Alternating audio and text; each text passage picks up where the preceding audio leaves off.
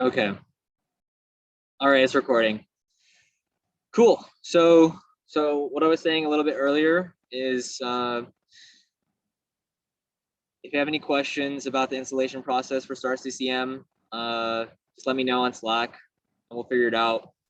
And today what we'll be doing is going over how to create an airfoil in NX and then exporting that airfoil to STAR and then running a simulation to calculate aerodynamic drag, aerodynamic downforce, maybe to visualize the pressure distribution, etc.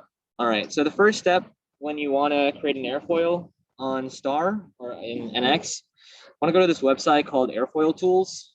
So this website pretty much has a whole bunch of standard airfoils, which are in the form of data points. So essentially, if I search up an airfoil, for example, search up the E423 airfoil, which is what we use on the car for some of the elements because it's a high lift airfoil. Click on airfoil details, and this is a text file which has all the points in that airfoil. So from this, we can download these points, import that into NX, and then extrude an airfoil from this shape. So if you're following along, go to Airfoil Tools and find the E423 airfoil, and then open Excel.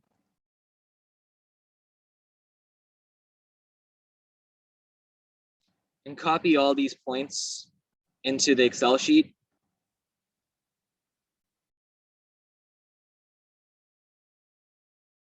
And it puts everything into one column, but what we can do is, I think it was, yeah, data. So data, and then the data column, and then you click on text to columns. And then you say that there is a fixed width between each point, each coordinate in that line. Click next, and then it should automatically, yeah, now it splits it up into two columns. So this is the X and Y coordinates of the airfoil. But in STAR, we need to specify, or sorry, in NX, we need to specify all three coordinates, X, Y, and Z. So just put 0 for the Z and then populate the rest of the rows by double clicking. Yeah, by double clicking that. So from there, we want to save this. Have I lost anyone yet?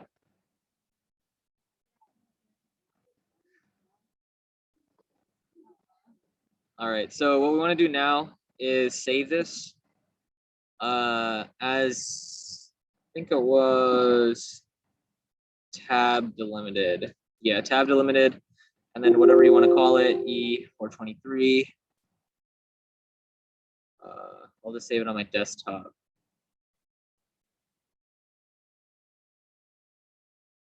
Save. So now I have that text file, which has all the coordinates of our airfoil. So now I want to open NX. Wait for anyone that doesn't have it open. E423 is what I'm going to be calling it, and I want it to be a model and in inches. Put this on the desktop too. All right. So now I have that new file open. I'll wait for anyone who needs to open NX.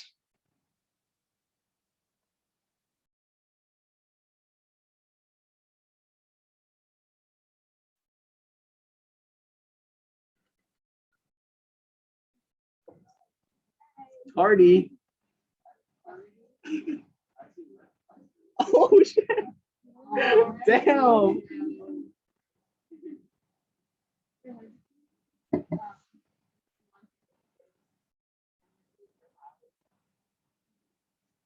get my laptop. I just got a new laptop. I yeah? get it all set up. What is it? What kind of laptop? Just the HP. Okay. You know the specs? I don't know. Yeah. My dad said it was good. Okay, Good enough for like doing these. Good shit, good shit.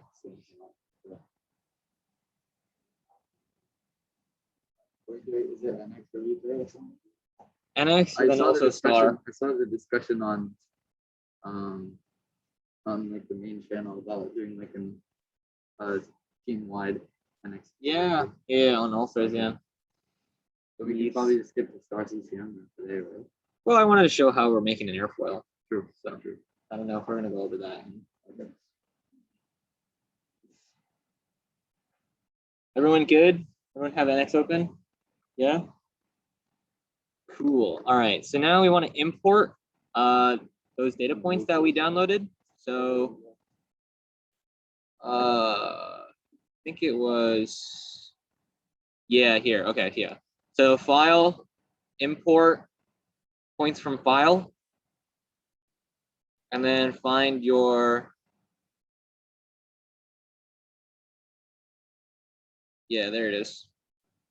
And then click OK.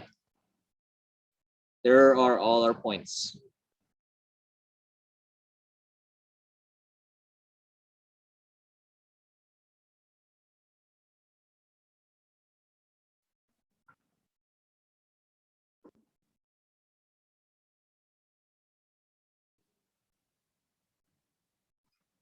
All right, cool. So to then create an airfoil, we need to connect all of these points. So NX doesn't have a convenient feature to do that, fortunately. So what you have to do is you have to go click on Studio Spline, change the parameterization degree to like 2 or 3.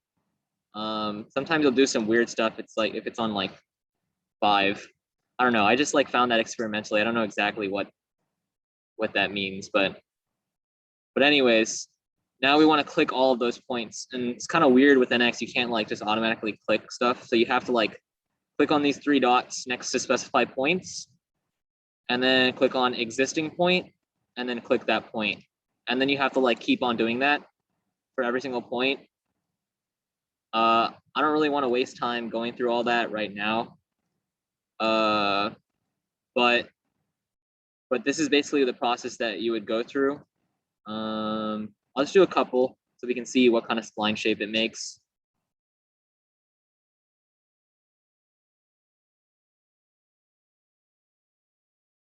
So yeah, you see it's like following the curve dictated by the points. So we would have to do that for every single point. And then another important note is that once you get to the trailing edge of the airfoil, don't use this last point. Go to the second to last point here, stop there, and then start the entire process again from this point, but on the bottom side, on the other side, underside of the airfoil. Because it can't like connect the whole thing around. You have to like basically make two splines, one on the top, one on the bottom. And then the reason why we don't connect that last point is because when we import this geometry into STAR-CCM, having an infinitesimally like thin location doesn't really work well with the meshing algorithm, which I'll talk about later when we actually get there. But so what I'll do is have you guys download the part which I already made, this airfoil, from the drive, so we don't have to like waste time clicking all these points. But yeah, so once you connect all those points together, what you want to do is extrude the thing, or well, not yet, because you want to scale the curve. So right now, the distance from here to here is 1 inch, because that's just what was specified in the Excel sheet in those data points. So we want to scale this sketch to the particular like chord length that we want. So what we can do is, since we know that this distance is 1, if you scale the entire sketch by a certain scaling factor, that dictates the chord length. So what we can do is be nice to whoever's editing this airfoil next and set up an expression. So the way that you do that is you go to Tools and NX, you set up an expression, and you call it chord length or something. And then you set the formula to whatever value you're for. So 9 for 9 inches. That's just the chord length of one of the rear wing elements on our existing SCR21 package. So now that you have that expression, you can now set the scaling factor to this expression. And down the line, if you want to edit the chord, it's pretty simple. Go to expressions and you edit that value, and the geometry will update accordingly. So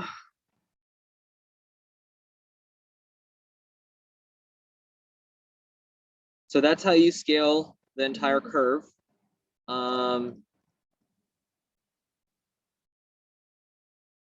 If you can't like find command in NX, you pretty much just search it up over here. So scale curve,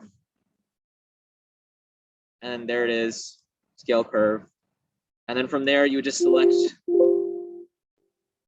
the curve that you want to scale, and the scale factor you can set to chord length right there. But yeah, so that's how that works. So now that you have your scaled curve with the correct chord length, you can extrude it. So from there, you just click extrude, and then you click on the curve. And you can do the same thing, create an expression for the span to make editing a little bit easier later. So I created a span and set it equal to 38.6 inches. Again, that's just something that we have on the car, or that's designed right now. And then you just set that extrude to the span by clicking on formula.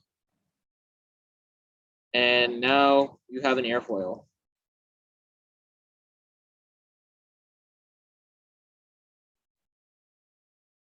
Yes, I was just going through it. So yeah. So the airfoil is in SCR. Where is it? Where did I save it? I think it's in SCR22.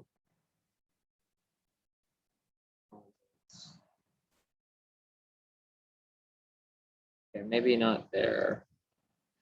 Where did I keep? Oh, you know what? I kept it in literature because I'm using it for this.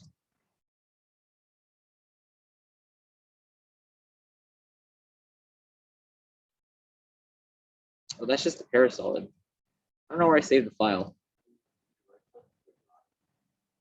If I right click what?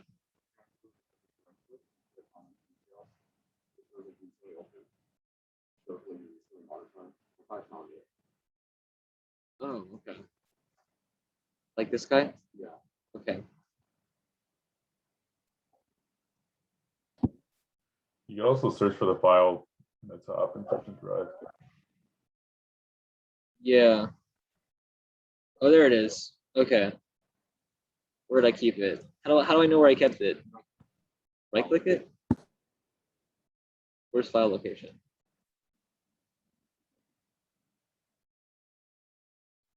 I'm just gonna resave it. All right, save as.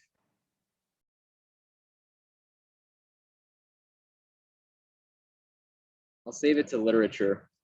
So literature, resources, aerodynamics, intro to STAR-CCM, lecture 3. There, saved.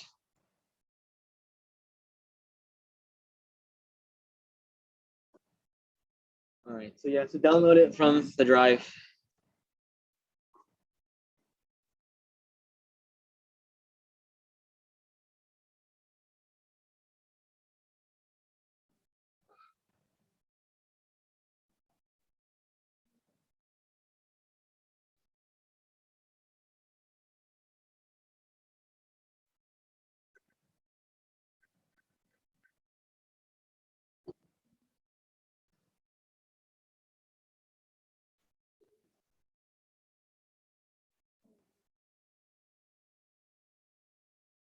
Everyone good? Downloading it still?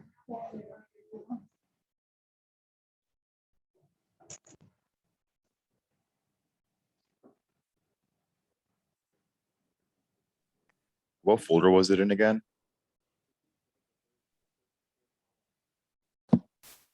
Literature. It's in Eric. It's in literature, resources, aerodynamics, intro to STAR-CCM, and then lecture 3. Oh, is it Thank not you. the test jig one? Or is that different? Yeah, no, not the test jig one. It's in here. Literature. I mean, it's the same airfoil, but yeah. Right.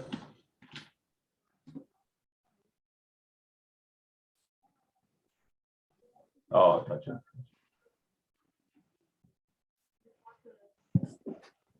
Download the .prt.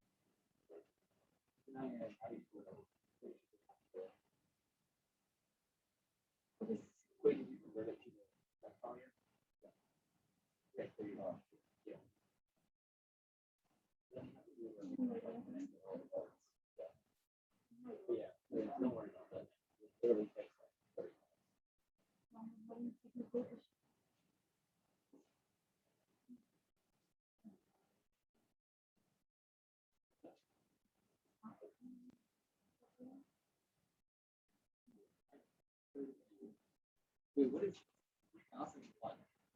Oh, what? Is this the wrong one? 2001 is the arrow. Yeah, also, yeah, right. Yeah. Yeah, 2001 is fire. I was wondering why it was installed around. It's installed.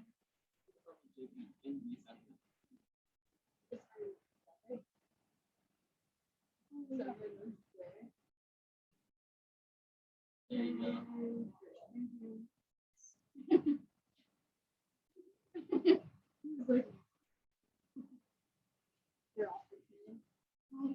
Fired.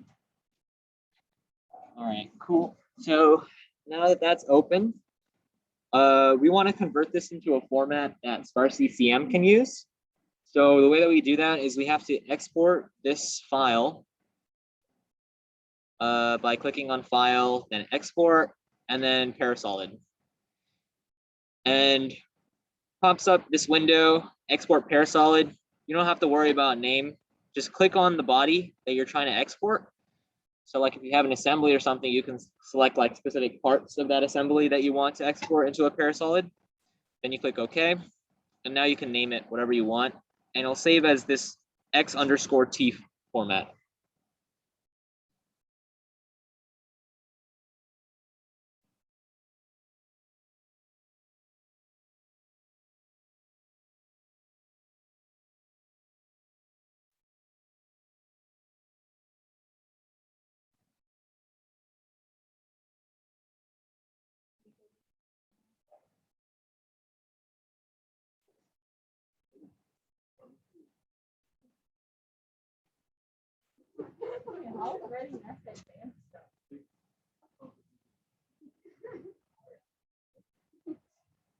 All right, everyone good? Did we have to download it? Everyone the same star. All right. Cool. So now open STAR-CCM. Everyone have that open? Oh my God. No, I'm not even kidding. Look, it does the thing. It does the thing. No, did you see it? It does the thing and then it didn't do the thing. I haven't touched it since last semester.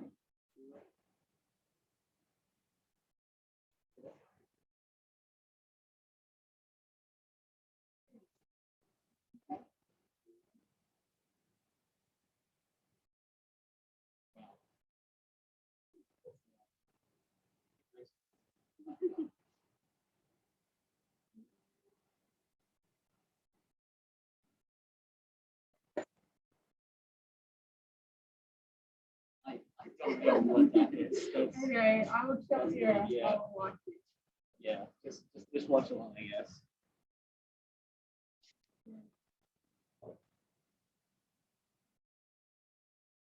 Okay. All right. Cool. So now what we want to do is we want to create a new STAR-CCM simulation. So click on new, and this is where like you have to follow the steps that I detailed in the installation instructions. The way that our license works is that everyone has like this license key, which attaches to a specific power on demand server. So we all like basically use hours when we run sims from this pool of hours that we have. That's the way that works. So you need to make sure that you have your correct license key and this server. Oh, and make sure that you click power on demand, just like how I had it in installation instructions. And then depending on how many cores your laptop has, you can specify how many processes you want to dedicate or how many cores you want to dedicate to this specific sim. So do I want to dedicate all 8 cores of my laptop to this sim, or do I want to dedicate like 4 cores, dependent on what you're doing in the background, I guess. I'll just say 4 cores for now, or you know what? Who cares? We'll just say 8 cores. And then you click OK.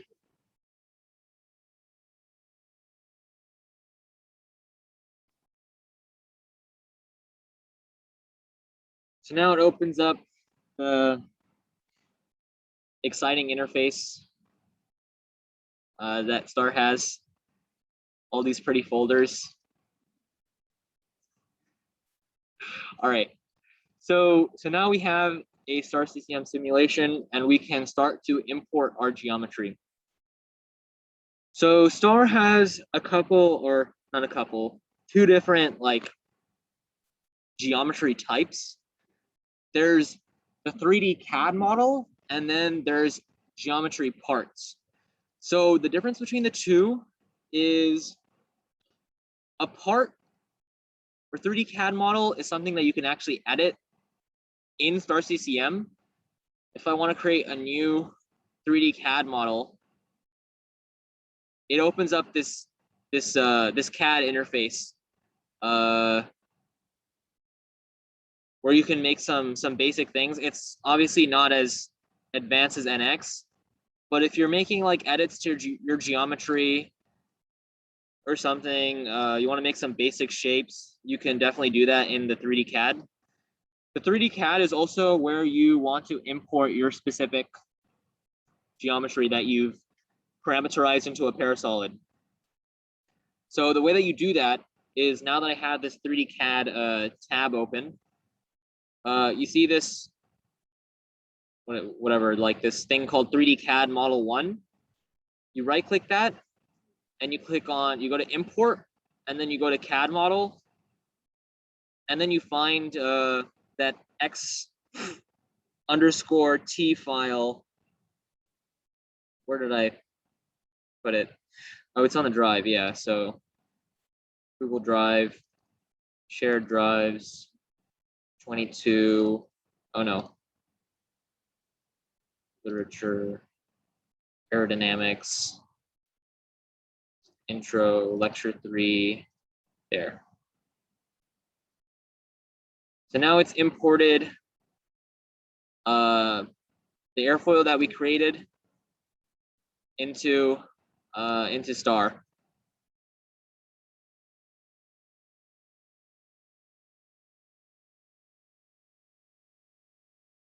Also, there's this like, when I created this geometry, I didn't cut off that last piece, and we'll see how that affects the simulation. So we'll run like 2 sims today, and we'll see exactly how that like corner affects the simulation and mesh setup. All right, so now I have my geometry. Click update 3D CAD, close 3D CAD. Where'd it go? So basically what we just had open is something called like 3D CAD view. If you close that CAD, it's gonna close that 3D CAD view. But how do I view that without having the 3D CAD open? There are things like scenes in STAR-CCM where you can basically see a geometry, see your mesh, see a vector scene, which can visualize the flow, or a scalar scene.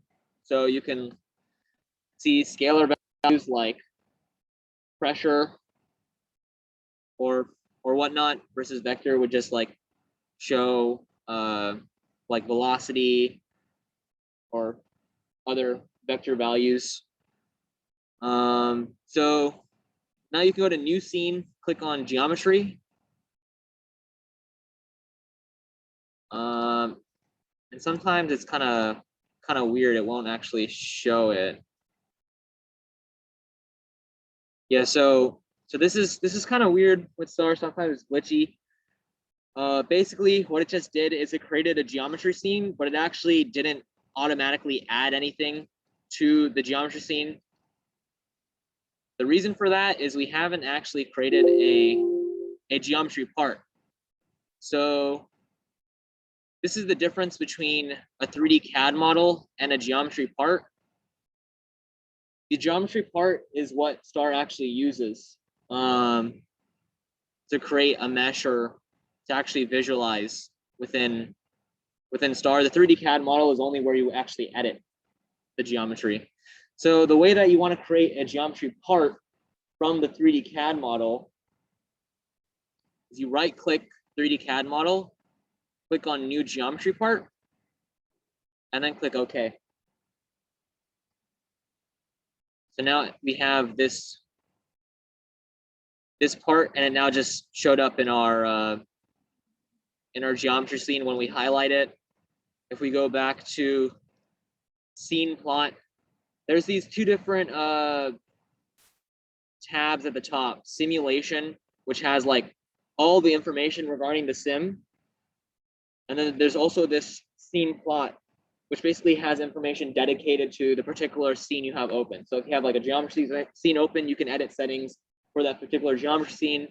If you have a vector scene open and you click on that window, it'll automatically change all the settings you have here to be able to edit any settings for that specific vector scene and so forth. So click on scene plot, and now we can add our geometry part to this scene. So now under parts, go under surfaces and click default, and boom. Even though we don't have this highlighted, it still shows our part.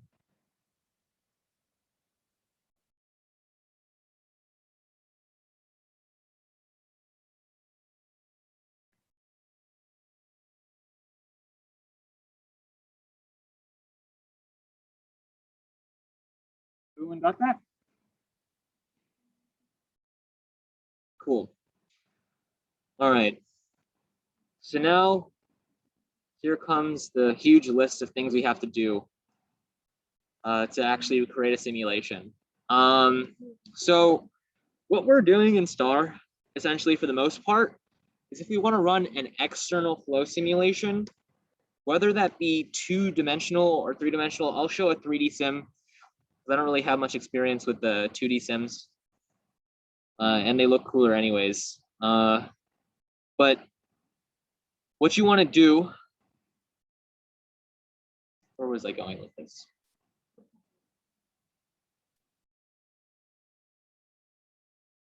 What was I saying? So the first step to actually, what was I saying? Just lost my train of thought.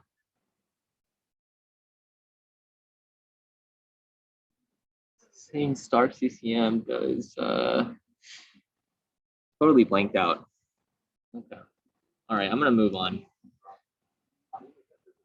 how do you make that visible? You click on scene plot and then go under parts. Click these 3 dots there and then go under surfaces and click that surface.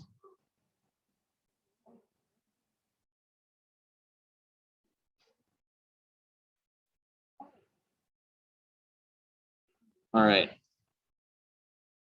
Oh yeah. So this is what I was saying. Yeah. So with STAR-CCM, with specifically an external flow simulation, what we're doing is we're creating a virtual wind tunnel.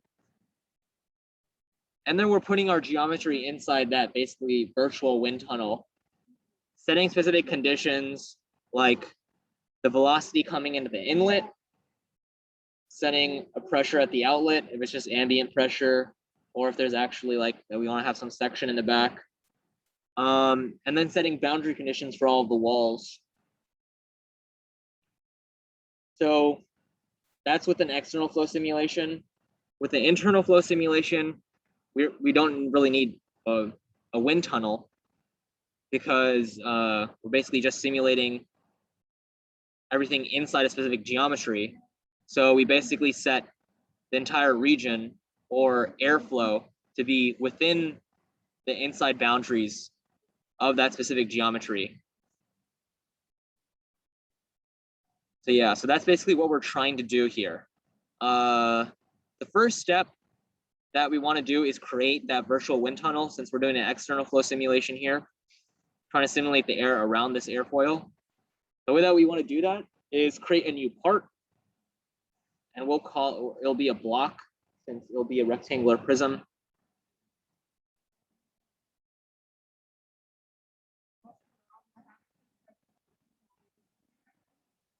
Okay, I'll get to you. So now we're creating our wind tunnel. Right now it doesn't have to be like a specific value. Maybe in the future I'll go over exactly how large we want to make the wind tunnel, because there's always a compromise with a computational fluid dynamics sim. The larger your simulation, the finer your mesh, it's going to be more accurate, but then it also means that there's a larger computational cost, right? The sim will take a lot longer to run. So you're always trying to find a balance between where the sim actually gives you values that converge to a specific number, and you don't want to make your sim any more complicated than that, since you're not really getting any more fidelity or any more like data from that simulation. That's more computationally expensive. So generally when we're doing like a simulation for the entire car, we'll specify the height to be a multiple of the car's height and the distance in front and the distance behind the car to be a multiple of the car's wheelbase. And that's really just dependent on some existing sims which have been run and experimentally determined. So this probably can pull up those values from a research paper, or if we were to do a study ourselves to see what's the optimal size of a wind tunnel, which doesn't take too long to run, but also gives us values that are decently accurate, so on. I'm just gonna do a random size right now, since I just want to show you guys like the process. So I'm just making it bigger than the airfoil, as you see right here, by dragging these blue points. But yeah, also, you never really want to run a 3D simulation of just a single airfoil, because that's pretty useless.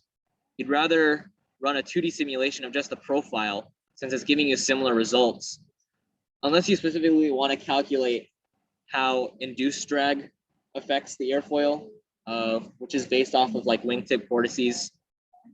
That's just a side note.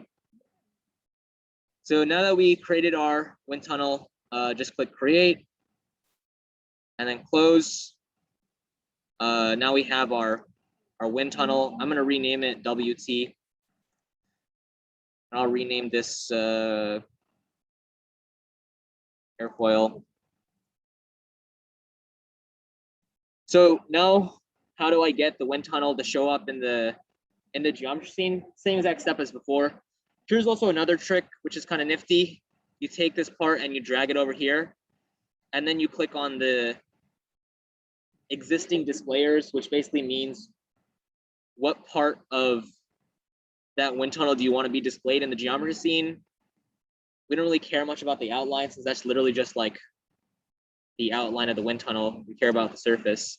So click OK, and now the wind tunnel is shown. So now we have a block rectangular prism, but we have to split that up. Oh wait, yeah, you guys need to know, right?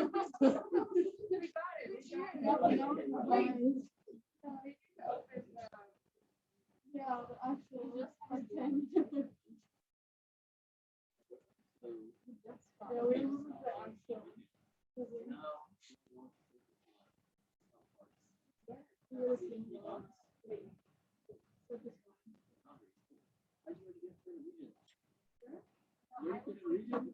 Oh, yeah, sweet, Lauren. Oh my god. All All right, so so we don't want to create a region just yet. I'll get to what exactly region is there. I want to create a vector part. Right. So go to simulation. Yeah, right click 3D CAD 101. Use geometry part, and then click OK. Now we have a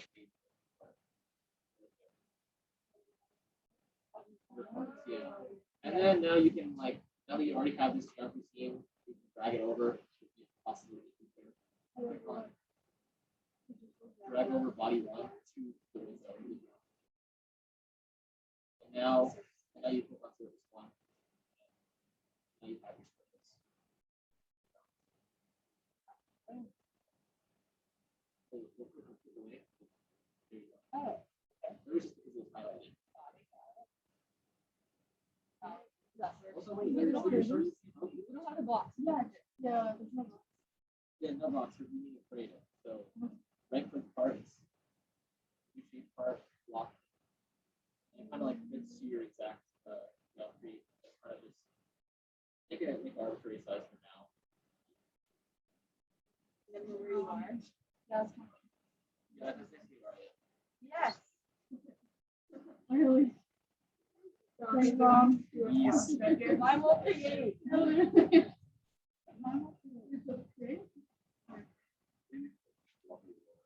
How do I make so it's the same to make a block visible, you do the same step as before. Go to part and then drag it over, click on surface 1 to make that surface show up, or go back to scene plot, go to parts under surface 1, click on the 3 dots right there, and then you want to click on wind tunnel surface. I mean, you could just click on the whole thing, and I mean, then it'll just show the outlines, but I mean, doesn't really.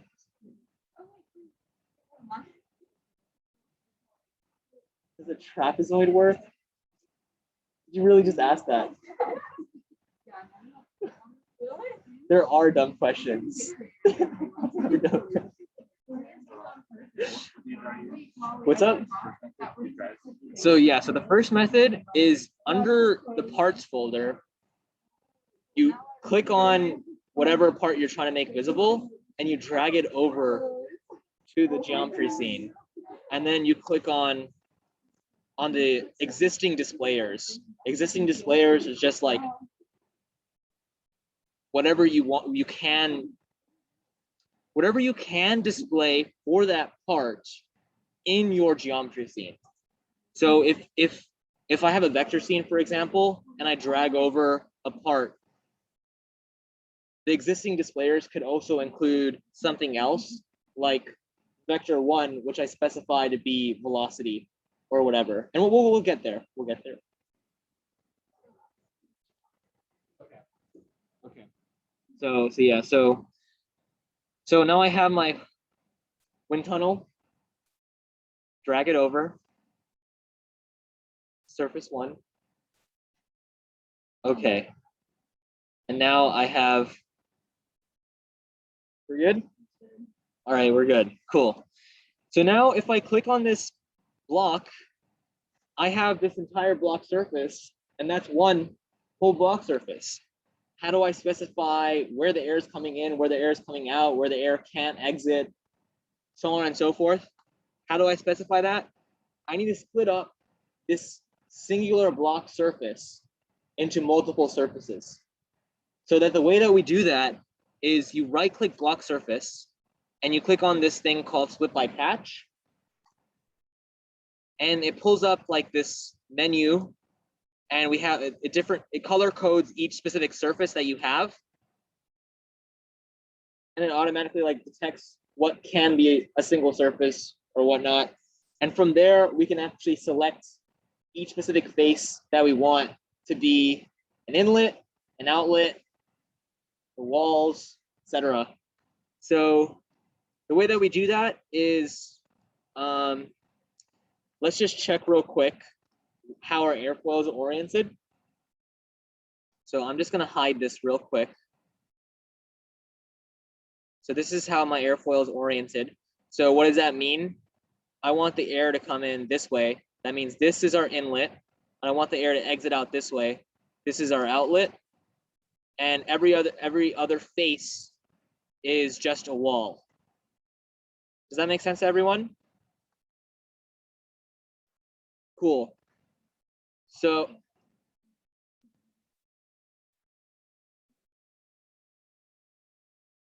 what's up?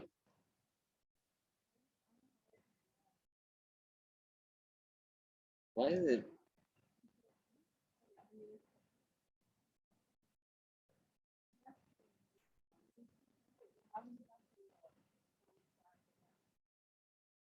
How do you what?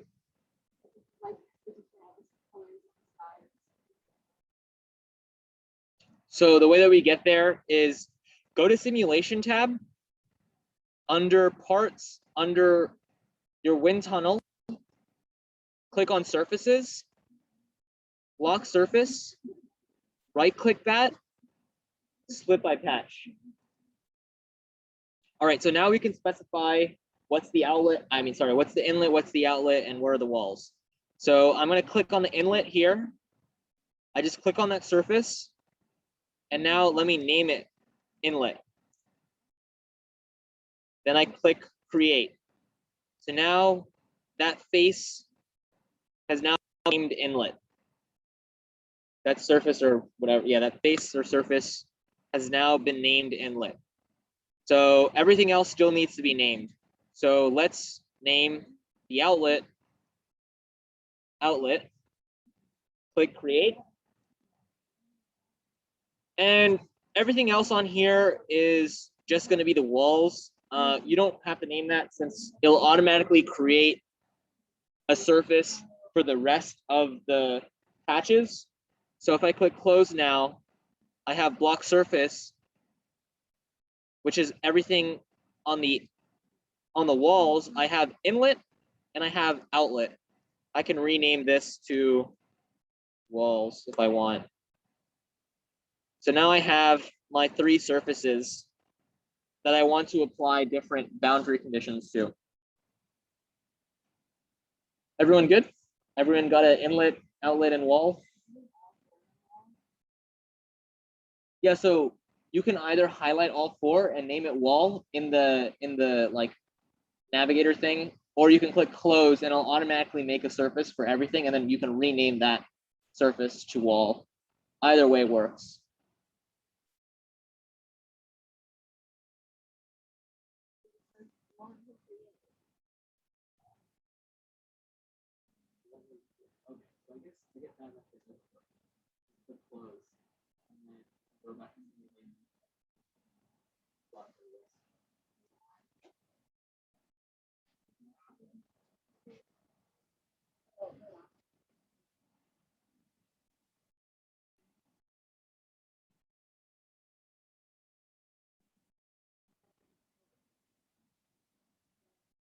Yes. So like when you're running simulations, you definitely want to do like half of the object, right?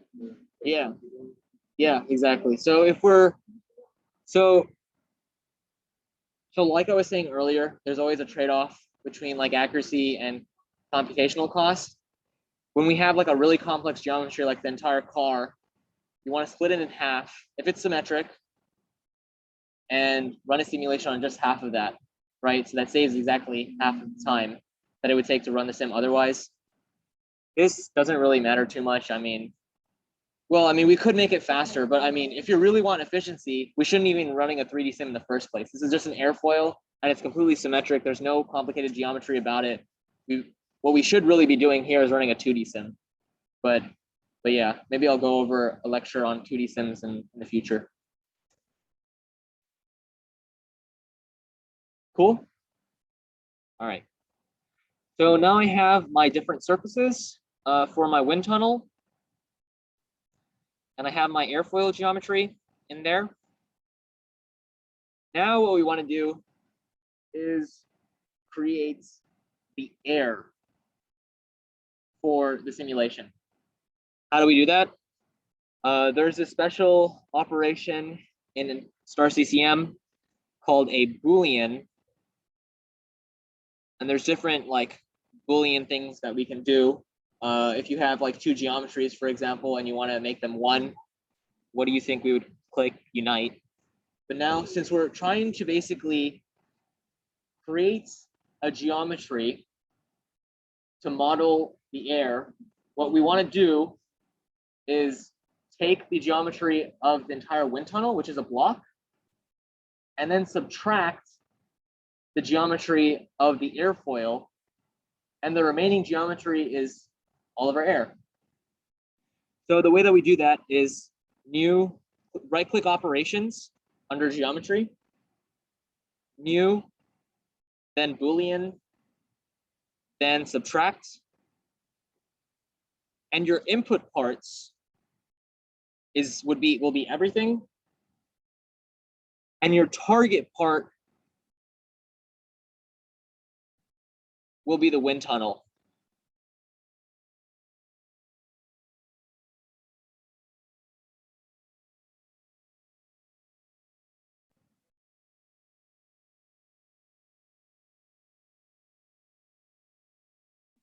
We good? All right, cool. So what this will give us now is a geometry, which is like essentially where the air will go. That's not yet done at that point. We then need to set that to a region, but we'll get there. So here, you can click execute upon creation and then click OK. What this does now is it creates this operation, which we just set up. And now it creates a new part called subtract, which is where all of our air goes. If we want to edit anything about the other geometries, like the wind tunnel or the airfoil, and you want to then update your domain, your subtract, what do? You right-click the operation and you click execute. So let's say I edit this. Edit part and current scene. Let's say I want this to actually be that big. Click apply, close. It gives me this error because this is not the latest version of that subtract, right? If you look at that subtract now, which has been highlighted, it doesn't actually include any of the air behind at the end of that wind tunnel, right? So now what you can do is you right-click operations or the specific operation and you click execute. And now everything's been updated. So this is really helpful if you're ever editing the geometry and then you want to execute the subtract or want to execute the mesh operation, which I'll go over in a little bit. But I just wanted to introduce that that concept to you guys. All right, so now I have my subtract part, which is where all the air goes. Now what I want to do is I want to create a region from that. So the subtract right now is just a part. STAR-CCM doesn't actually know that that's where I want my air to be. Subtract right now is literally just a geometry of where I want all the air to be. but STAR-CCM doesn't know that that actually is where the air is. So how do I tell STAR that that's where my air is? I assign this part to a region. So the way that we do that is you right click the part, so you right click the subtract, and you assign parts to regions.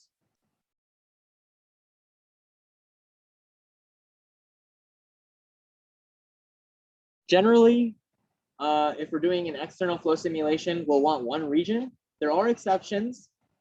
Maybe we want a specific region for the radiator, perhaps, if we want to simulate specific airflow across the radiator or whatnot. Because the radiator will be a geometry part in STAR-CCM, but we want to say that, oh, air can actually pass through this geometry, since that's what it's supposed to do, and then we can calculate mass flow from there. But in this case, we want to create just one region. Anyways, it doesn't matter which thing we select here, because we're only selecting one part to be made a region anyways. So if I create a region for each part, it's going to create one region for the subtract parts, and that's all I have highlighted there. Same thing if I create one region for all parts, it doesn't really matter what I select there. Okay, does that make sense? So now, here's the key part about creating a region. We want to create a boundary for each part surface. So remember how we set before the wind tunnel to have different part surfaces? We set it to have an inlet, an outlet, and a wall. So now what it's doing here is it will create a boundary for each of these part surfaces. There will be a boundary for, there'll be 4 boundaries here. There'll be a boundary for the inlet, there'll be a boundary for the outlet, there'll be a boundary for the walls, which we created, and then the 4th boundary is what? Around the airfoil. Exactly. So create a boundary for each part surface, and essentially what a boundary does is it allows us to set specific conditions about that specific surface. So we'll click apply and then close.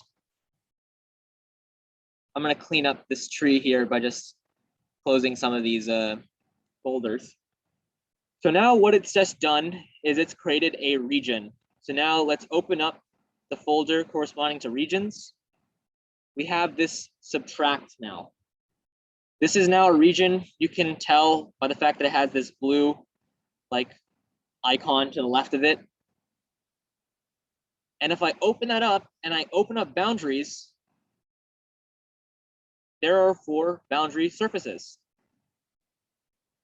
Wind tunnel inlet, wind tunnel outlet, wind tunnel wall, and our airfoil boundary. Cool.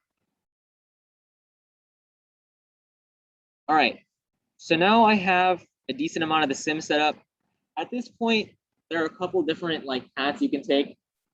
I'm going to show you one path which I prefer to do. At this point, I like to set up my physics models. So the way that we do that is you right-click Continua, New, and then Physics Continuum. So this is basically where I can select all the models for our simulation. So the models of our simulation are going to depend on the simulation. In this specific case, we are doing a 3-dimensional simulation. We are using gas because air. And here's where some of the values are a bit more complicated. I won't go over it right now, but basically coupled flow versus segregated flow will generally depend on your simulation setup, how fast the air is moving within your simulation. In our case, we'll say segregated flow. Equation of state, that again, yeah. Equation of state, again, will depend on your airflow. If your air is moving, if your object is moving through the air at anything greater than Mach 0.3, then that means that there's no longer constant density of air. You have to take into account compressible effects. And then if you're going past, I think, Mach 5, you then have to include real gas effects, which deal at the intermolecular level. But since we're not going past Mach 0.3, we'll just say it's constant density. And the benefit of that is then it doesn't have to run all those computations, all those extra models that it would have to for the real gas setup. We would get the same values anyways, but we would have spent way longer time running a sim.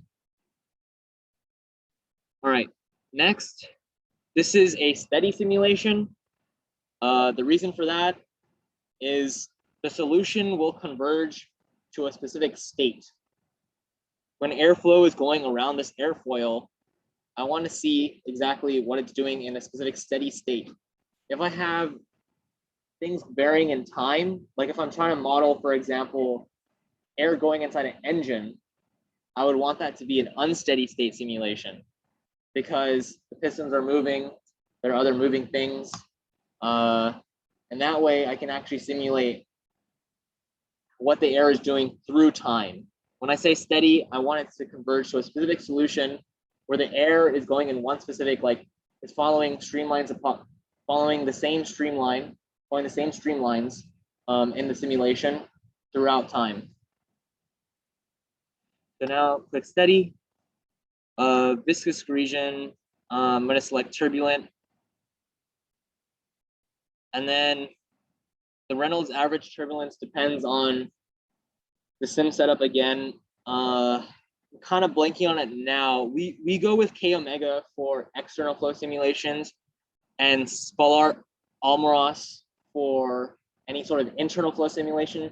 So the guys over at the intake project will be using the Spalart Almaros turbulence model versus the K omega model. And I mean, these are just different like theoretical and experimental models that we just have to do research on to see what best fits our simulation purposes.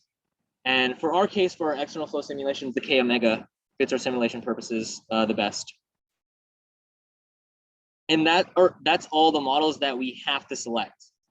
A bunch of other optional models that we then can use, but won't go into that.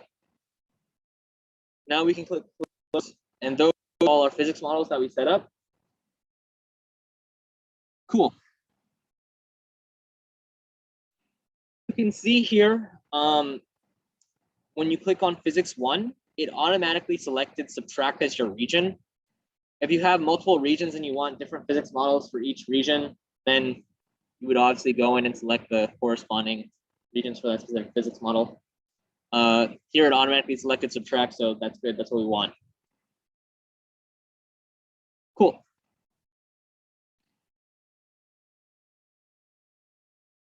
So now let's set some actual values.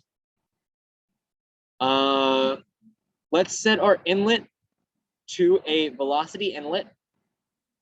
Let's set our outlet to a pressure outlet. The way that we do that is you click on the specific boundary, then where it says type, click on the drop-down menu, and then select the specific thing. And then for the wall, and then also the airfoil, we just want that to be a wall. If we're running a sim with the entire car and we have only half the car modeled, then we'd actually have to split up the wall into different surfaces. And the wall that the car is symmetric about, we would set to be a symmetric plane. But yeah, but since this isn't, we aren't doing that, everything around his wall. Huh? So what do you mean, what's the subtract body?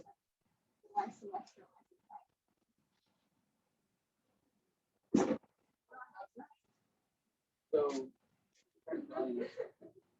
body 1, there's so that would just be wall. So that's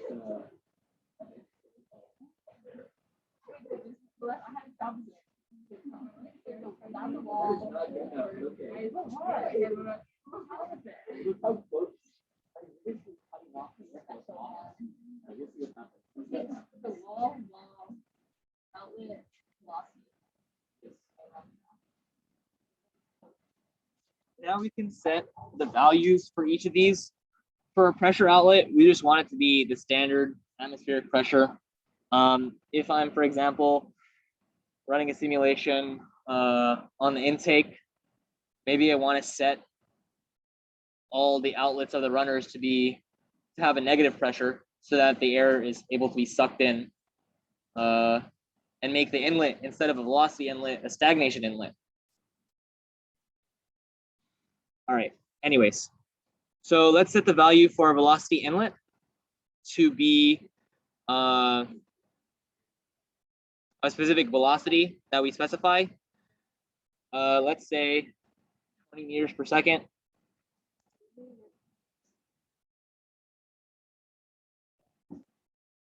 So to get to that, you click on the inlet boundary. And since we specified it to velocity inlet, we get these extra physics values that we can then edit. If I look at the wall, there's only like one thing that I can edit. There's no velocity component to it. So here I can specify what the velocity should be of the air coming in the inlet. And then one other thing that I want to specify is the initial velocity of all of the air within that domain. Why do I want to do that? Because that saves a lot of time down the road. If you think about what's going on in the simulation, if I set the velocity inlet to have a specific velocity and then all of the air to be stagnant, the solvers in the CFD will propagate that velocity down the entire wind tunnel. But instead, what I can do is say that all the air is already going at that specific velocity that I'm saying, and all it has to do is solve the airflow around the airfoil.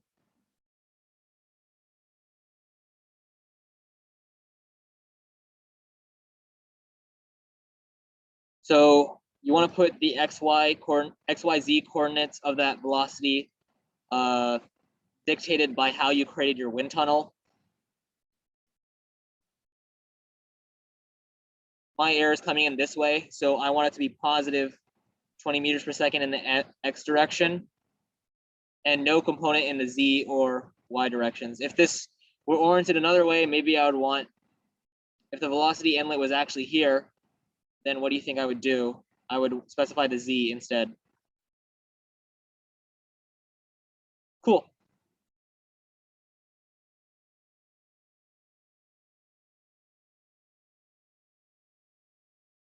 That makes sense, everyone? Gonna take that as a yes. What's it?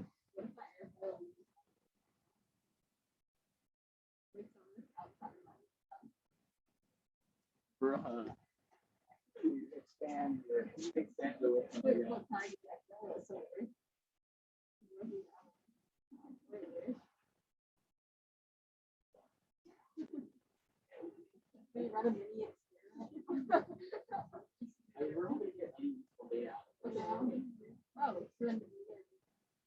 But if I want to change the block, I would change the size of it. I'm gonna read it.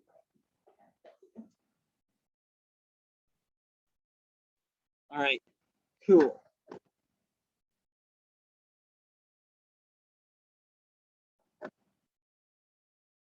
So now we have our physics conditions set up exactly as we want it, but this is not the last thing we want to do. Can't actually run the sim just yet. What we have to do now is discretize the entire region using a mesh into specific fluid-like elements. So what STAR-CCM is kind of like doing is it has to run a bunch of these calculations on a specific element of air that we specify the size of.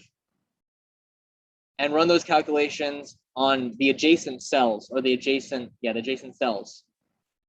It can't run an experiment on the molecular level because I don't think I have to explain why it can't do that, because there's just so many molecules. We can't simulate that. Yeah, I think you guys get that. All right, cool.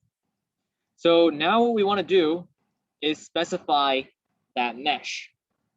And that depends on how large your geometry is, how detailed you want the computations to be, so on. So the way that we do that is you right click on operations, new, and then under mesh, can click automated mesh. And what do we want to mesh? We want to mesh the subtract part. And what are the measures that we will select? So generally for external flow applications like that we're doing, we would use a trim cell mesher. For internal flow applications, you would use some of these other measures.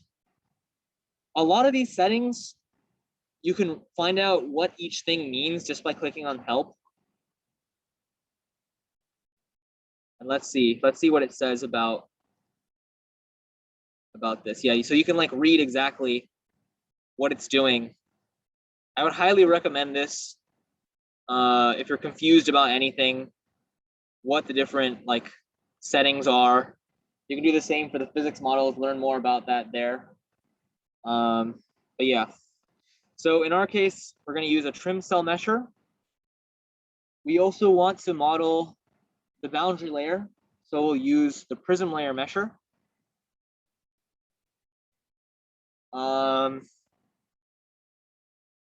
And then surface remesher,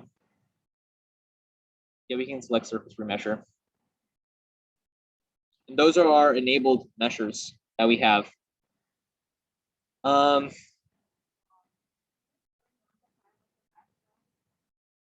Yeah, so the mesh is splitting up our entire fluid region into specific cells, right? So the software has a whole bunch of all these physics models, right? It has a set of equations. It runs all these equations on each individual cell and the entire domain as a whole, right? Like the total domain needs to have a total amount of energy. So it adds up all the energies for all the little cells and checks to see if that equals like the total energy that's expected. Or like, for example, equation of state. It'll run that between each specific cell to model exactly what the airflow is doing. If you have a cell which is as big as your domain, that's not going to give you any information, because that's literally just one cell, one element that has all the same like equation of state variables like pressure, temperature, what am I forgetting? Pressure, temperature, maybe like energy or whatever. It'll have all those same variables for the entire element or entire cell. So we want to have a bunch of little cells inside our domain to actually model what that airflow is doing around our specific geometry.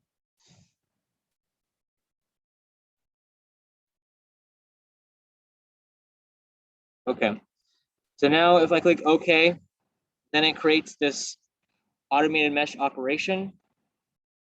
And under here, we need to select some controls. So here, if I run this mesh as is, it just created a mesh with a base size of 1 meter. So the entire fluid element is 1 meter cubed. If I want to see what that looks like, I can create a new scene, just like how we created the geometry scene, but instead of mesh scene. And this is what that mesh looks like. You can imagine like a cell as being like a parcel of fluid that has like all the same like variables. If we're imagining that this entire parcel right here has all the same variables, it's not really going to produce a high fidelity result. So we want to edit those settings under our mesh. And this is, again, experimentally determined for our specific purposes.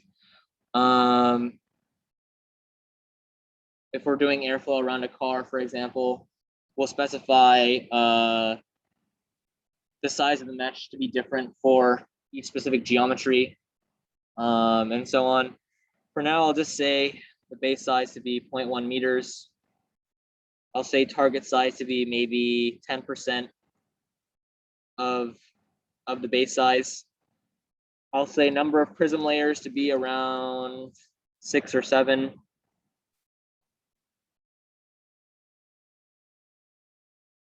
And now if I run this mesh,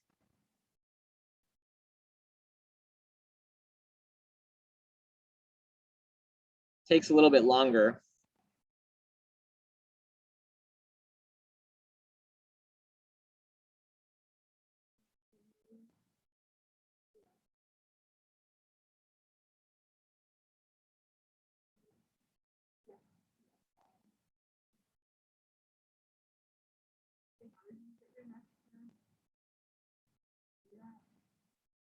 To do what?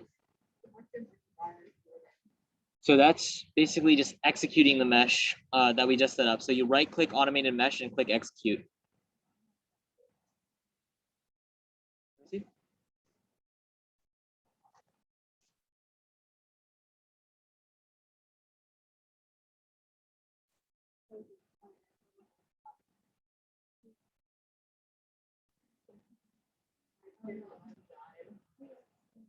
Well, the reason is you have nothing that you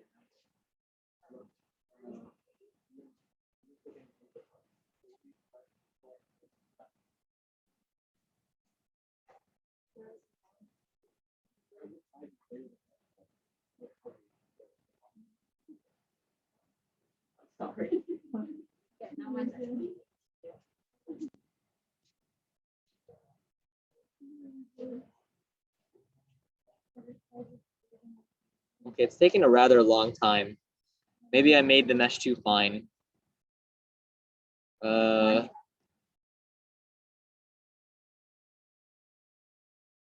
your base size? 0.1 meters? 0.1 meters? Yeah. Oh, but your domain is a whole lot smaller. Yeah.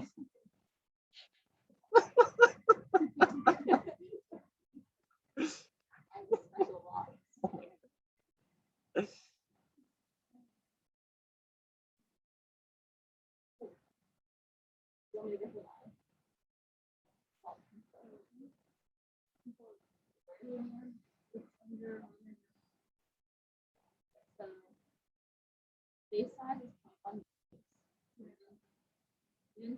So it should be check 10, 36, 1.36, 1.5.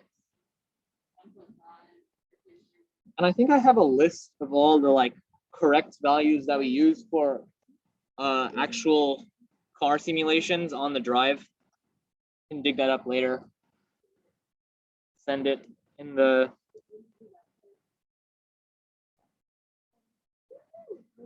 Slack.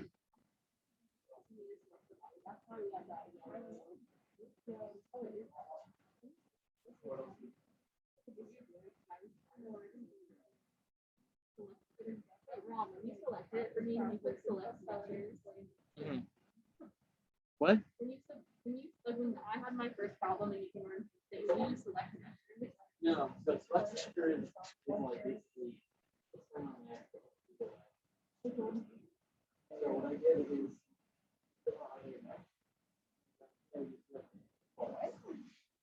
what the parts you want to make.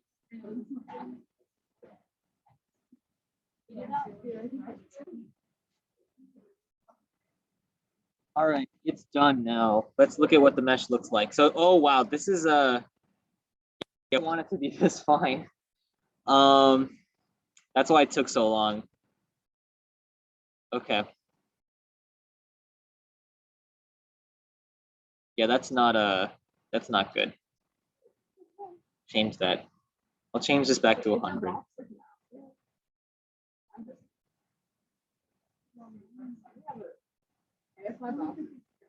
I'm gonna change this back because that's just not gonna.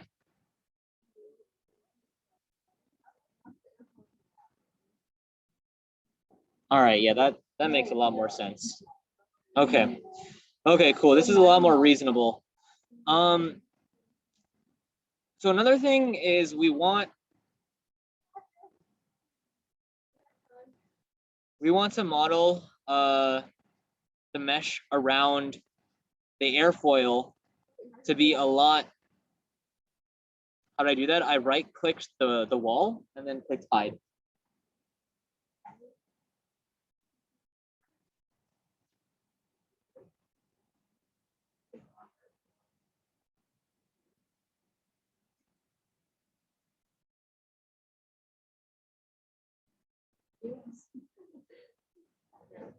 Okay, cool. So we want to set a specific mesh for our geometry so that it can transition essentially from the coarse elements here, fluid elements here, to the more fine elements around the airfoil. Because we're less interested of what the air is doing far away from the airfoil as we are interested in what the air is doing closer to the airfoil. So we just set up like the basic mesh settings for the entire part. Now what we can do is set a custom control on that mesh for our specific part surface that we want to be a bit more finer. So now if I go right click custom controls, then go to new, and then go to surface control.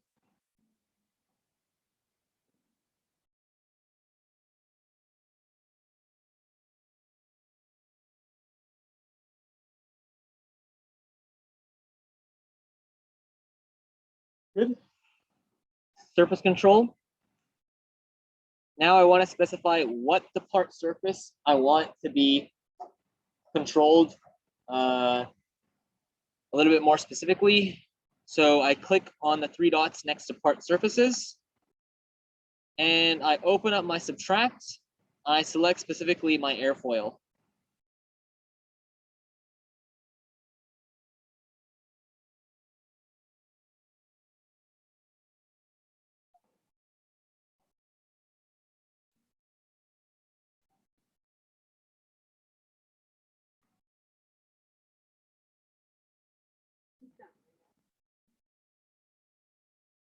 Under custom controls, right click new surface control.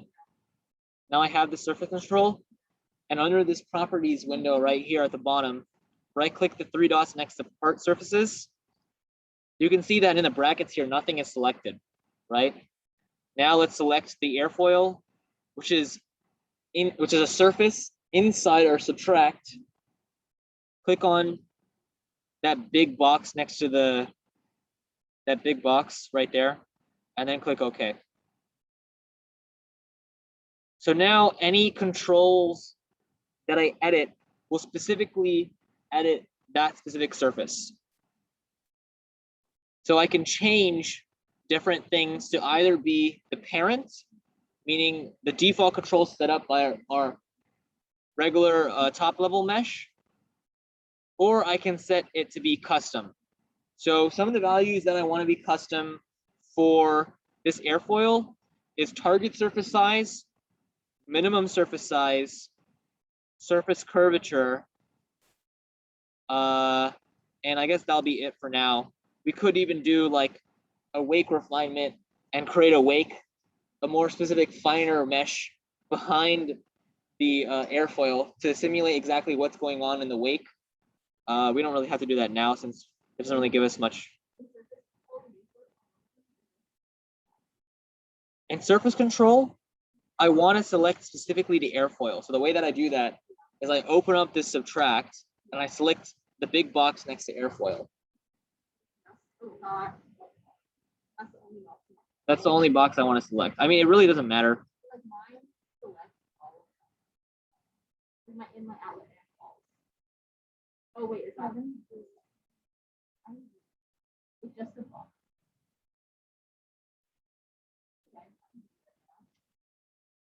You got it, Molly? Yes and no. Then what did you set for one? Wait, where are they all? So surface control, you open up the controls and the values that I want to be custom for the specific airfoil is target surface size, minimum surface size, and surface curvature.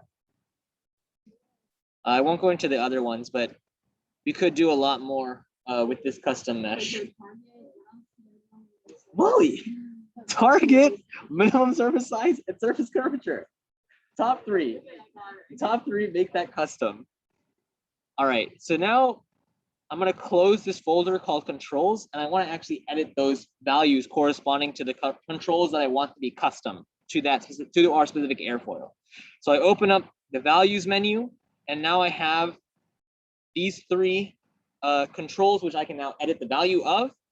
So target surface size, let's make that, I don't know, 10%. We'll just say 10% of the base size. And you can see like what value that actually corresponds to under this thing here, which says absolute size. So this corresponds to 1 centimeter. I can also change the minimum surface size to be maybe 1%. The reason for which is it needs to create cells to wrap around this leading edge. So it needs to make those cells a lot smaller to actually model that curve properly. And then I can increase surface curvature to maybe 70. And points per circle is pretty self-explanatory. That's the number of points that you're actually simulating in a circle. Yeah, and now I can rerun this automated mesh and see how it affects the overall mesh. So now I can execute, right-click automated mesh and execute.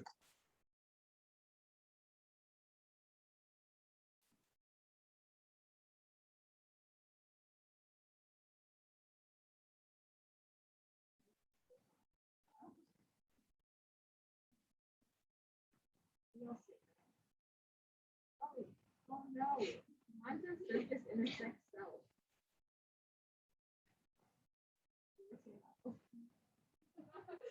You want to know why?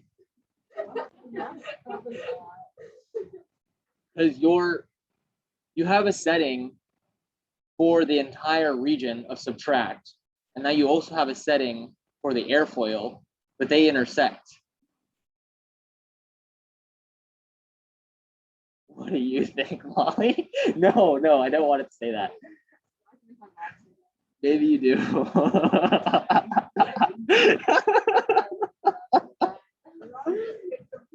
I can see why Stalen's picked on you so much in NX.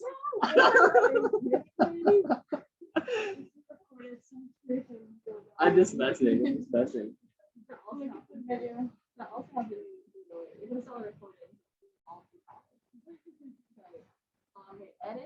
Oh, look at that. Look at this. Look at this geometry now. It's not all sharp around the edge anymore. It's a lot nicer. Also, this is just showing what the mesh looks like on the outside, but let's try to see what it looks like on a cross-sectional area. So we can actually see the boundary layers, or sorry, we can see the prism layers, which simulates the boundary layer. Now my only option is to execute. Now what you wanted? But just execute.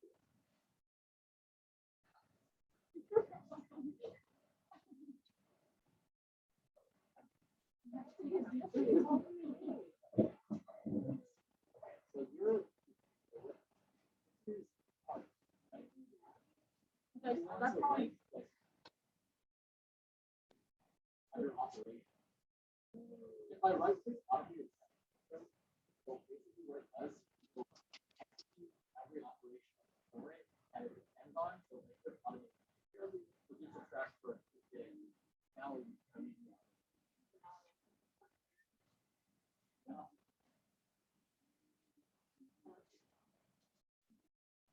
All right, cool. So how do I create that cross section? Using something called a derived part. I want to create a plane. So I can right click derived parts, then new part, then section, then plane. This is not the cross section I want. I want the cross section to be like this instead. And the way that I do that is by changing these values right here. So it's normal to the x-axis right now. I want it to actually be normal to the z-axis. So like click on z, change that to 1, go back to x and change it to 0. Sometimes it'll be weird if you try to do it the other way around, change it to 0 first, because then it doesn't know what axis to make it normal to. So yeah. So now I can actually view what the mesh looks like on that cross section. And the way that I do that is, I mean, either I can drag this derived part like I did before. Here's another method that you can do. When you're creating a new like part like this where you want something to be displayed on it, I can click on existing displayer and bam, it already knows that I want to see this on my mesh scene 1. So now I click create, and those are, wow, this is not good. So this gives us a lot more insight as to what those parcels of fluid actually look like inside our wind tunnel. This is way too large of a transition from this large of an element all the way down to like the fine mesh here. Also, this boundary layer is way too huge, which we can edit. And then also, this was the problematic airfoil with the extremely fine edge at the end, and STAR doesn't exactly know what to do with that. That's why I said earlier when we were actually creating the NX part, don't have a sharp edge at the end, because now it won't simulate the trailing edge inside the simulation as well as it should. So now that I see this, I know a couple things which need to be changed about my mesh settings. I can go ahead and do that by going back to operations and editing the values associated with this specific mesh. I can change base size to be a little bit smaller. Would probably be the smarter thing to do.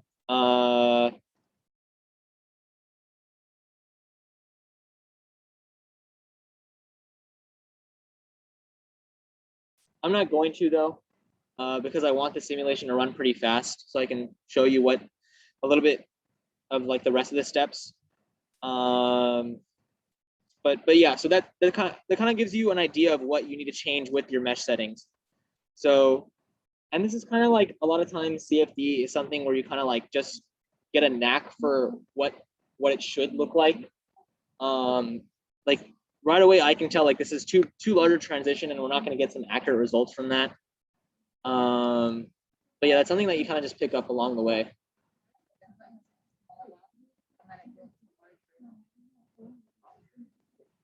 So I think the reason is because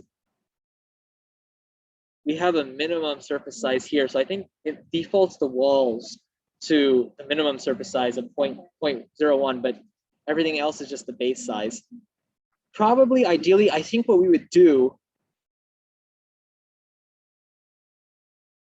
I think what we actually should do in this case would make this back to 100% and then change the base size to 0.01.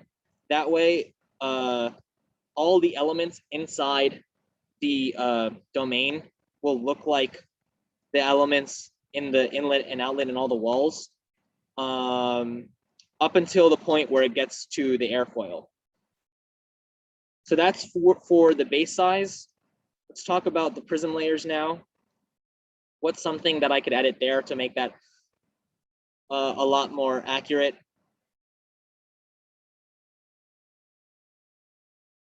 Oh yeah, that was a custom control that we should have edited. So let's see, prism layers can be custom, and then we can say what we want to customize. We can say the total thickness, we want it to be customized. We can We can say the number of layers can be customized and so on. So if I change this now to, let's say, custom prison layers, total thickness, let's say I change it to be a little bit smaller.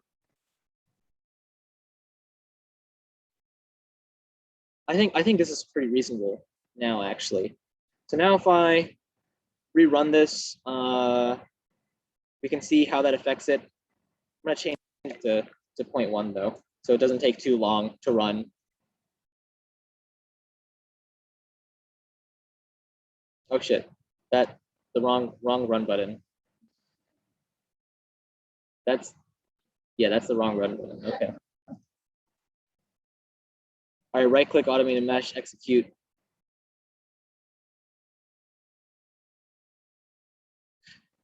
And let's see how the prism layers are affected. I just changed it back to the original setting that I had, so it doesn't take too long to actually create the mesh. So it's 0.1 meters. Prism layers, I had it at 7.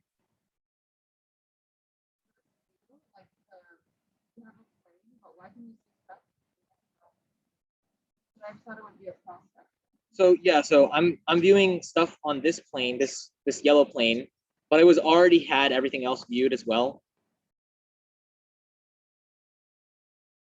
Okay, so yeah, I need to edit that value to be maybe 10% or even 1% or 5. I'll say 5%.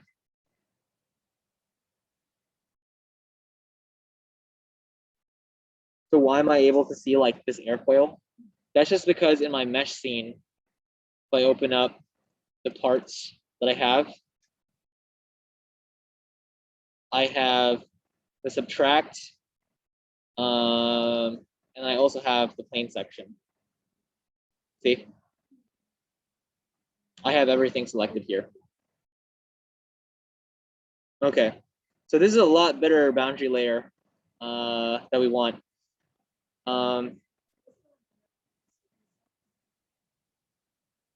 It was 10%. Do you mean wait for what though? For the default control or the custom control? It was 10%. I mean, again, though, like these values that I'm throwing at you are pretty arbitrary. I have a list of values that we would actually use for any actual simulation. I can't remember them off the top of my head since I haven't really done a simulation since spring semester. But yeah, definitely values that you should memorize, that you will memorize if you run enough sims. Anyways, so this prism layer is a lot more like what I want. What's this doing? Modeling the no slip condition. What that means is air can't move on the actual surface of the airfoil. That's dictated by the no slip condition. And there's a boundary layer where the air velocity transitions from 0 meters per second to the free stream velocity. And that's dictated by whether it's turbulent, laminar flow. The boundary layer profile is different depending on these different conditions. Well, we want to model that boundary layer. So that's what the prism layer does. Cool. So now we have our mesh. And everything is ready to run at this point. But the whole point of the simulation is to gather data. So what we want to do is create some reports of specific forces or specific values that we want to measure from the simulation. The way that we do that is you right click on reports, new report, and then whatever value you want to calculate from the simulation. So in our case, let's calculate a force value. Let's calculate drag and downforce. If we're trying to model airflow to the radiator, maybe we'll look at mass flow instead, right? If I'm modeling just an airfoil in a 2D sim I probably don't care too much about an actual force. I care about the coefficient of force. But yeah, those are some examples of values that I would want to get from a simulation. Okay, so now I can actually say what part should this force be measured from, and also what direction do I want the force to be measured at. So if I want down force, I want, in this case, it actually works out kind of nicely. My down force is in the positive y direction, and my drag is in the positive x direction. So I could rename these down force and drag. And then what I want to do is select the part that I want to measure these forces on. You go to the properties menu, parts, click on the 3 dots.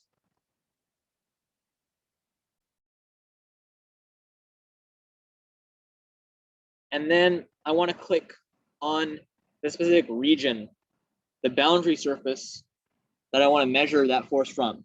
In this case, our airfoil. Same thing with drag.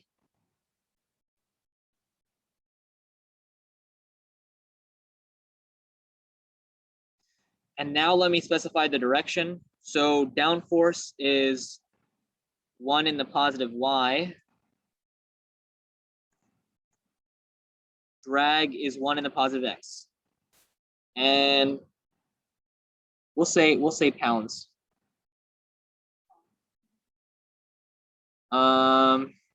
Yeah, that's it. Now every single time this report is run throughout the simulation, I can get a value of what its current value, what the current downforce or drag is. But what's more useful is if we create a monitor and a plot for each of these reports, so that every single time STAR runs an iteration, we get an updated value. And from these plots, we can see if the downforce and drag converge to a specific value. What that means is at the beginning of the simulation, okay, I'll just show you guys. But at the beginning of the simulation, the values will be all over the place since the CFD software is running computations and it's not yet at a steady state. But once a bunch of iterations are run, it has a steady state solution for all of the elements within the simulation, and the value will converge to a specific value. Yeah. All right, cool. So the way that we do that is we create a monitor and plot from this report by right-clicking the report, create a monitor and plot. And then same thing for drag, create a monitor and plot.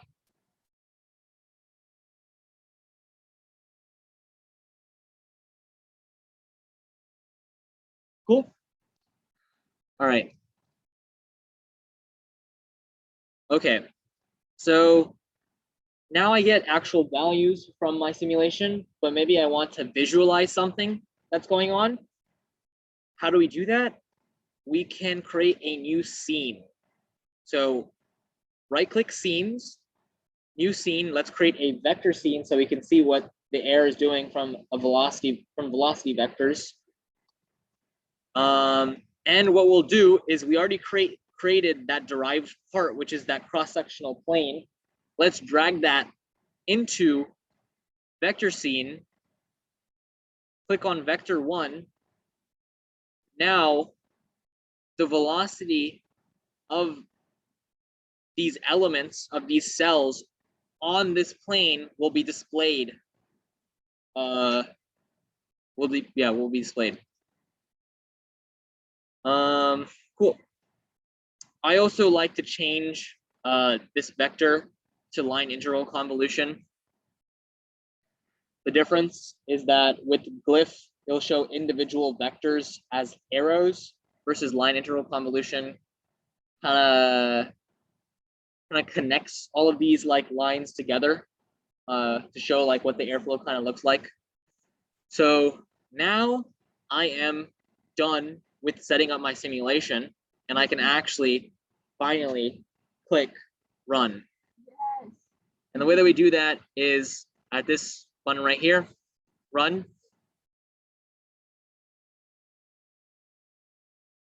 And now you can actually see what the error is doing.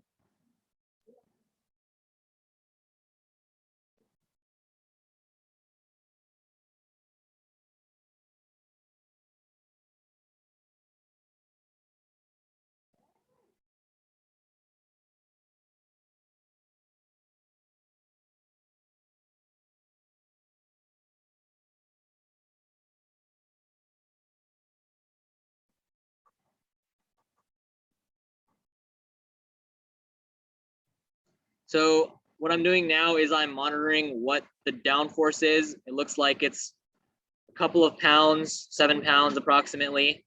And you can see how like the value is kind of like changing a bunch. After a long period of time, once it's run a bunch of iterations, it will converge to a specific value.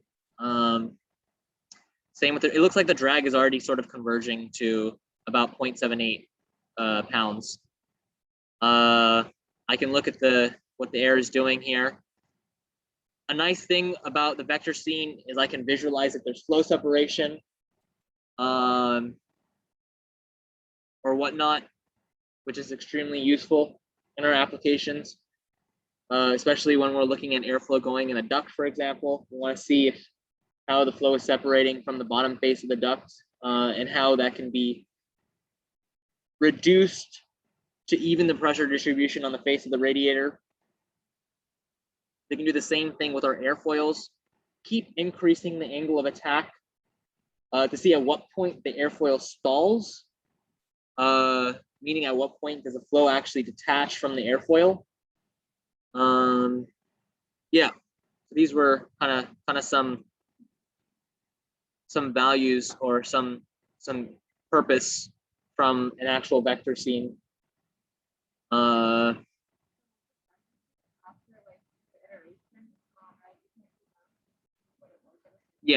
Yeah, you can't go back. It's for the latest iteration.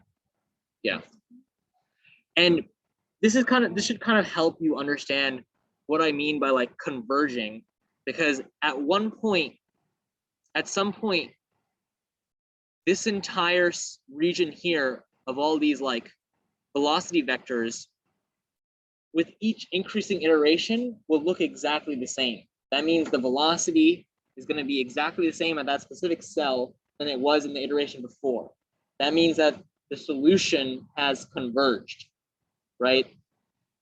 If I stop this and I clear my solution, go back to the initial setup, this is after one iteration, right? After the second iteration, you can see it's like it changes a bit, right? The solution obviously isn't converged, right? Because it's changing the values of each specific cell iteration by iteration. But after maybe, I don't know, 1,000 or 2,000 iterations, depends on your specific simulation, all of these cells will converge to a specific value. Another important tool that we use to see whether or not a solution for the CFD sim has converged is our residuals, which kind of measure how much the solution has changed from the previous iteration. So once that becomes a super small value, we know that that solution, this continuity equation or this x momentum equation or this y momentum equation, the values that we get from these equations have not changed much from the previous iteration, meaning that if our residuals are super small, then our solution has converged. We also want to make sure that not only are residuals small, but they themselves converge to a specific value, meaning they themselves will become a straight line. So you can see them decrease and decrease and decrease, and this is a good sign. Something to look out for would be is if our residuals are shooting up. That means that obviously there's something wrong with our sim setup, meaning that something the solver is clearly not able to converge to a particular result. It's finding a value completely different than what it just found before. Meaning there's probably something wrong in our sim setup or physics models or something. Generally, what we try to look with residuals are that they converge to a value, I believe 10 to the negative fifth is the convention for what you want to look for our residuals, but it really depends how complicated your sim setup is. You can imagine that in this simple simulation, the value is probably easier to converge than if we have a huge simulation over our entire car, right? Where there's a lot more cells, a lot more locations where the value might be different than the previous iteration. That is how you set up a STAR-CCM sim.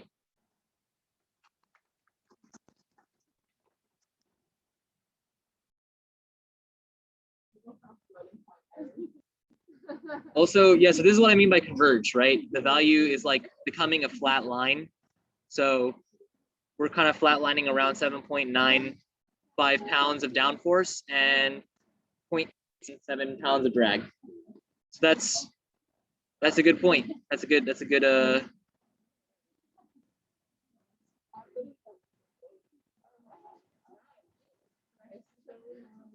also here's something interesting.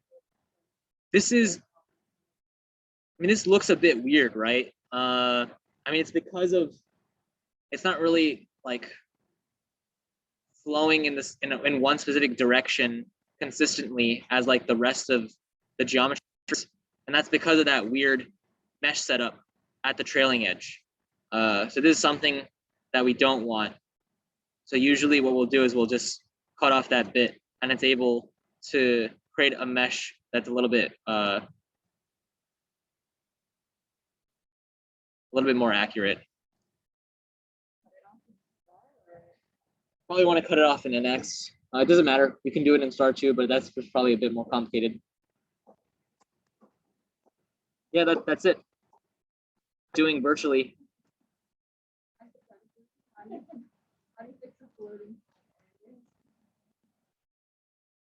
Let's see.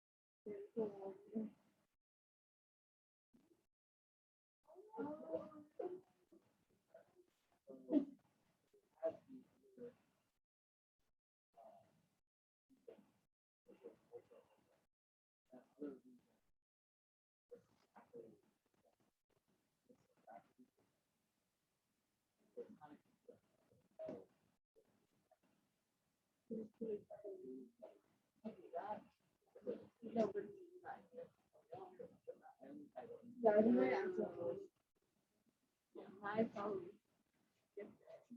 Your problem, so this has happened before.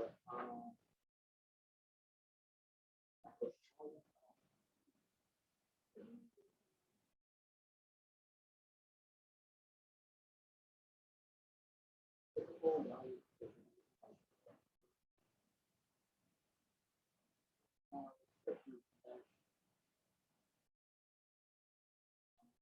It probably is just because it's so small. Yeah.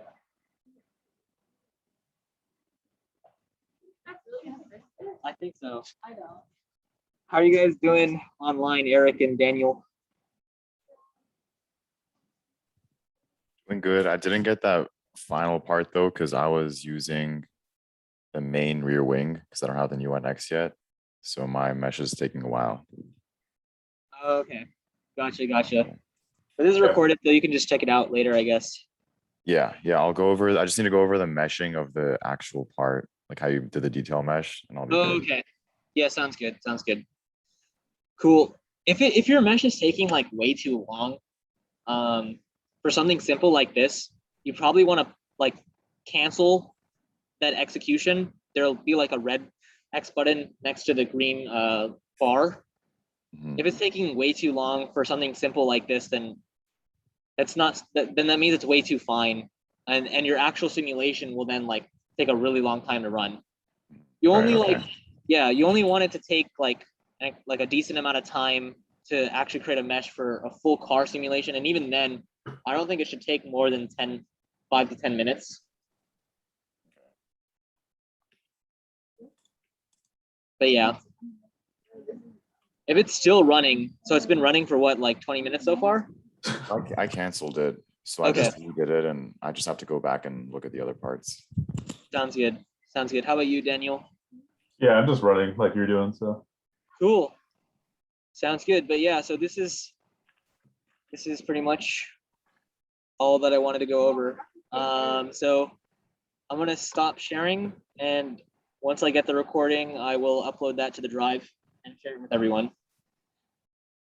All right, guys. Thank you, Rom. Yeah, thanks. Of course. Bye, guys. Bye.